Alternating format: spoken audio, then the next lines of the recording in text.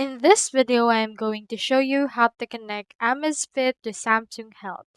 So in this case, you can actually connect Amazfit to Samsung Health by going over to these steps right here. I have in here this document that can help us. So in this, you can actually connect it by just needing your Amazfit smartwatch, the Zepp app, which is the official Amazfit app, Samsung Health app, and third-party bridge app like HealthSync. And you also need internet connection and Bluetooth. Download and set up the Zepp app and install it and then log in or create an account from there and pair it with your Amazfit watch via Bluetooth. You can also make sure that your data is syncing.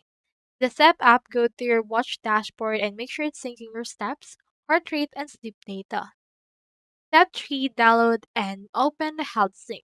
Go to the Google Play, install Health Sync, and open the application and follow the setup instructions. After that, set Zepp as your source. In HealthSync, you can choose Zepp as your data source and then choose Samsung Health as your data destination. Just grant it all the permissions that it will ask and enable background sync. Start syncing on the HealthSync and data from your Amazfit watch will now show in Samsung Health. You can also adjust the sync currency for that. It can be every 15 minutes, hourly, or manually. And some options may also require a one-time fee or subscription. So as you can see, you cannot directly connect those two together since you need a third-party application. So you can just use this method using the three applications that we mentioned.